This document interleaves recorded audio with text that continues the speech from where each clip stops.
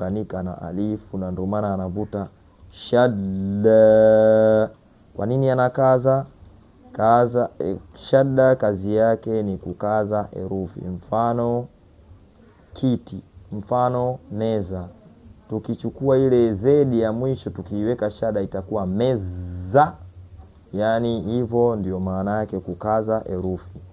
Shini fatha sha, lamu shadda fathalla shadla, swadi fatha swa, lamu shadda fathalla swalla, dhadi fatha dha, lamu shadda fathalla dhalla, twe fatha twa, lamu shadda fathalla twalla, dhi fatha dha, lamu shadda fathalla dhalla, aini fatha lamu shadda fathalla alla, ghaini fatha gha, lamu shadda fathalla ghalla, fi fatha fa, lamu shadda fathalla falla, qaf fatha qa, lamu shadda fathalla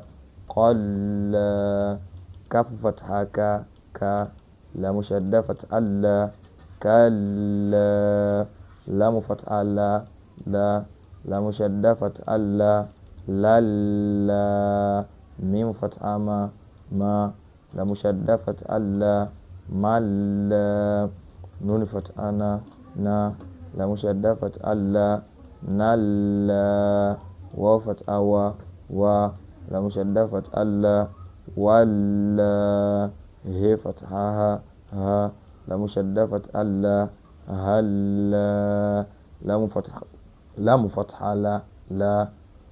Hii kwa kuwa haina shadda tutaishia tu lamu fatha la, tutavuta kwa sababu ya alifu ambayo kwamba imeungana kwenye lamu. Hii baada ya kuita hamza tutaita alifu tu ya kawaida ili isituchanganye mbeleni, kwa sababu hii inatumika kama ni alifu.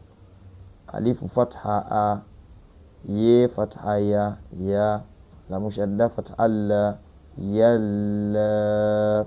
Kikubwa ni mazoezi yafanyike, japokuwa tumeanza na shini hatujaanza na alifu, lakini hivi kikubwa inatakiwa uzingatie kanuni ambayo kwamba inatumika kufundishia na kuelewa.